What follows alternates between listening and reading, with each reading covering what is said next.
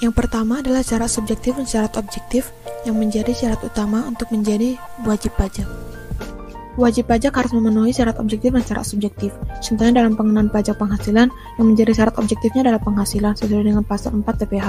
Hal ini menimbulkan kewajiban pajak bagi subjek pajak sehingga ia disebut wajib pajak.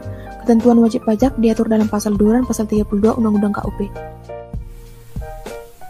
Kemudian, wajib pajak harus melakukan registrasi atau pendaftaran.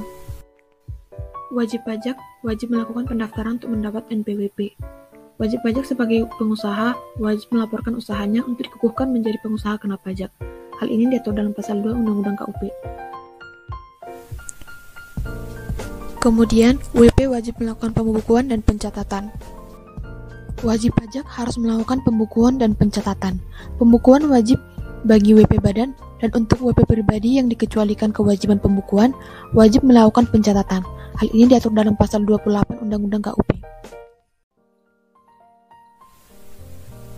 Setelah pembukuan dan pencatatan, WP wajib melakukan pembayaran pajak. Pembayaran pajak diatur dalam pasal 9 dan pasal 10 Undang-Undang KUP. Setelah melakukan pembayaran pajak, maka WP harus melakukan pelaporan pajak. Pelaporan dilakukan dengan memberikan surat pemberitahuan. Pelaporan SPT atau surat pemberitahuan memiliki jangka waktu yang ketentuannya diatur dalam undang-undang. Contoh, SPT pajak penghasilan WP orang pribadi paling lama 3 bulan setelah akhir tahun pajak. Ketentuan lainnya diatur dalam Undang-Undang KUP.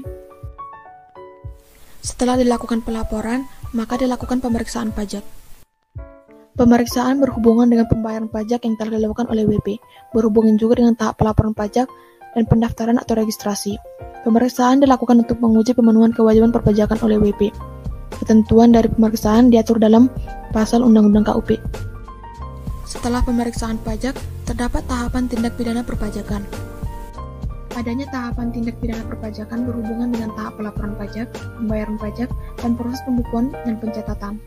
Hal-hal yang dapat dikenai tindak pidana perpajakan seperti tidak menyampaikan SPT, tidak menyetorkan pajak, memperlihatkan pembukuan yang palsu. Ketentuan lainnya terhadap tindak pidana perpajakan diatur dalam Undang-Undang KUP. Selanjutnya, terdapat tahapan ketetapan pajak. Keputusan dari tindak pidana perpajakan dan hasil pemeriksaan pajak dapat menghasilkan ketetapan pajak. Contohnya, melalui hasil pemeriksaan pajak, ditemukan jumlah kekurangan pajak yang dibayar, maka diberikan surat ketetapan pajak kurang bayar, sesuai dengan pasal 13 Undang-Undang KUP. Tahapan selanjutnya adalah tahapan penagihan pajak. Hasil dari pemeriksaan dan ketetapan pajak dapat mengakibatkan penagihan pajak, contohnya untuk pajak yang kurang bayar. Ketentuan dari penagihan pajak diatur dalam Undang-Undang KUP. Tahap selanjutnya adalah adanya upaya hukum. Jika ketetapan pajak dan hasil pemeriksaan tidak disetujui oleh WP, maka WP dapat melakukan upaya hukum. Contohnya, WP dapat mengajukan permohonan banding kepada Badan Peradilan Pajak atas surat keputusan keberatan.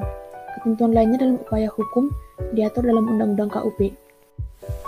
Tahapan yang selanjutnya adalah adanya restitusi.